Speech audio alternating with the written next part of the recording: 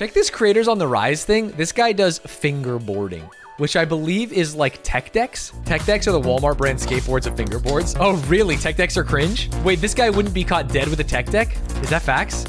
Damn, that was kind of sick. I like how his hand's always like in a weird position when he's doing the trick.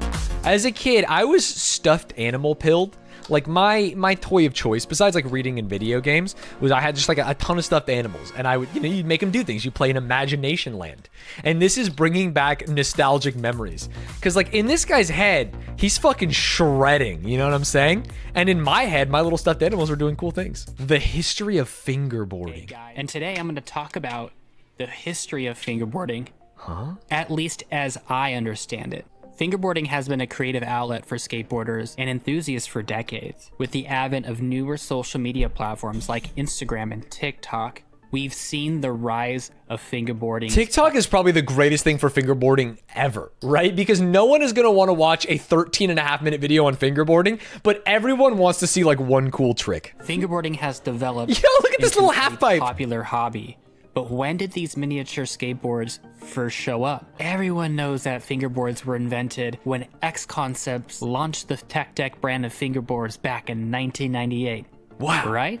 Wrong. We're gonna have to read 1960 and focus on fingerboarding. Skating barefoot is actually absurd. It's a bad idea. Oh, yo. In the early days of skateboarding, under the truck, boards could only be made by hand and were made by attaching roller skates to a plank of wood. He's actually just giving us the history of skateboarding and not the history of fingerboarding. And it is during this time that we start to see novelty miniature skateboard keychains. We've even seen some wooden boards from this time period, which use popsicle sticks. Hey, dude, these are fucking busted ass fingerboards. What the hell? This one's got dookie wheels and the other one's like a paperclip. Let's check out this look at interview. Look at that wheel. Look at how it's askew with a Hot Wheels tire. Very first time I can remember.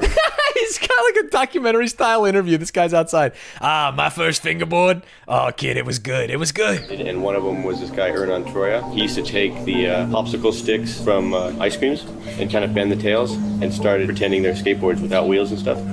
And we all started making them. The owner of the company was like, hey, we should make those. In 1985, Powell Peralta released the skateboard video. In one sketch from the movie, Lance Mountain is shown shredding a fingerboard in a sink surrounded by his teammates.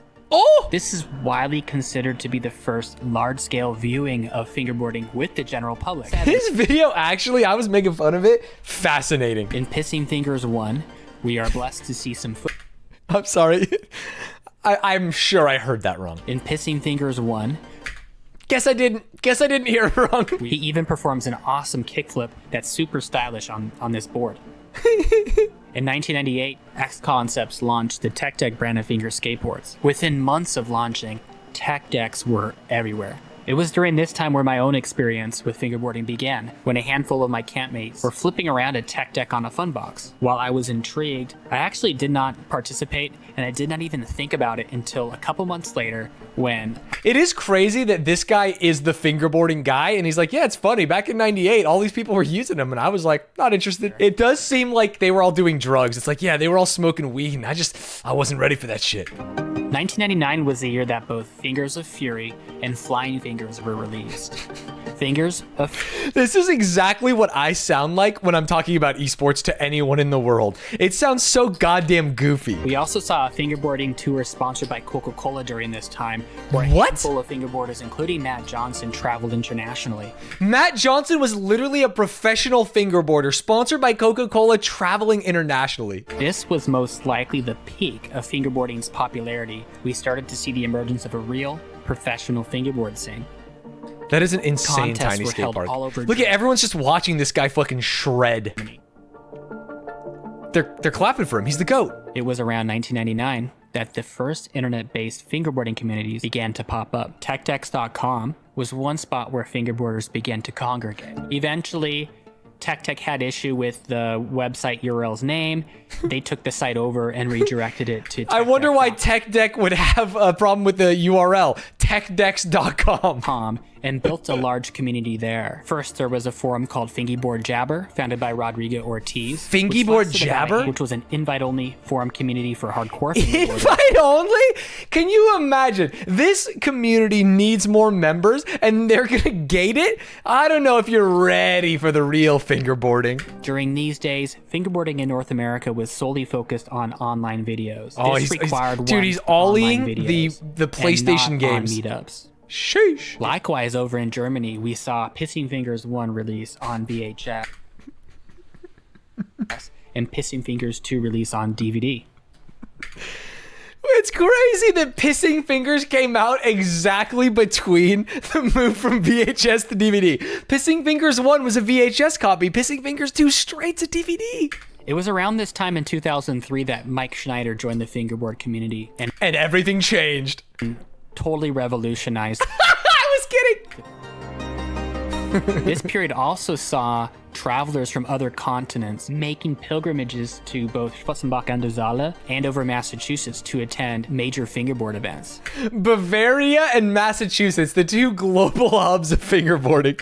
Fingerboarding communities started to pop up in seemingly every country. It was a great time for fingerboarding, and there seemed to be no limit to the expansion of this hobby. Oh my god. Oh, I thought he was doing a trick. He just picked it up. I was like, he's hovering. He's hovering. But there was a limit, and the cracks began to show in 2013. Did YouTube change its algorithm? Wait, the YouTube algorithm change fucked fingerboarding? There was no simple answer. I know for me personally, there might be a simple answer. In 2010, your options for trucks consisted of Tech Deck knockoffs, Black River trucks, or Yellowwood trucks. It seems bonkers to me that there was 4 options. By 2022, that list can be expanded to include companies such as Dynamic, Vortex. How do these companies make money? UAG, Caramel, and there's even more than that. In 2014, we saw Kuma Films cover the Taiwanese. Yo! We also saw the growth of the fingerboard vlogger on YouTube. These content creators create engaging fingerboard-related content. This shows that fingerboard's reach has never been larger. In early 2020, we saw an event that completely changed the world. The COVID pandemic. Excuse me? Imagine this guy's an anti-maxer because it killed fingerboarding. We've even seen the Southern California scene grow to rival that of the scenes of New England, like Boston, and over Massachusetts. Damn, let's go SoCal. Sorry for Fingerboarding was able to get fingerboarding exposed to mainstream Naming your video Sorry for Fingerboarding. The idea is that skateboarding is a hobby that could be considered a nuisance to people, right? There's like a handrail and they're grinding it. I'm just trying to leave Walmart. The thought that fingerboarding is also an inconvenience to the average human is so funny to me. Sorry for fingerboarding. Everyone's like, wait, what? You're doing what? Events were held in locations such as Chicago, Denver, Phoenix, Las Vegas, Tustin and Montebello, California. Tustin? Wait, I'm close to Tustin. No, why are you doxing us? I'm close to Tustin. Don't fucking dox us. Tustin, California, stop 5. They were part of the USAFBL Summer Tour of 2022. Oh, this is cool. We could have gone to this. We could have seen the best of the best. We met your table guy. What does that mean? You said you recognized that guy from the table documentary. Oh, from professional table setting? Yeah. That was actually my hero. Goated. Look at these people. He signed an autograph with the kid. Wow. So cool. There's a league. That's all I was saying. We even saw the World Championship for Fingerboarding, Fast Fingers, return for the first time in years. The final judging was live streamed to the world with exceptional professionalism. This is really cool. That seems like a cool event. That was cool. It's actually also really cool that YouTube recommended this person on their homepage and is going to hopefully grow their content. We would never have discovered them if YouTube didn't do this.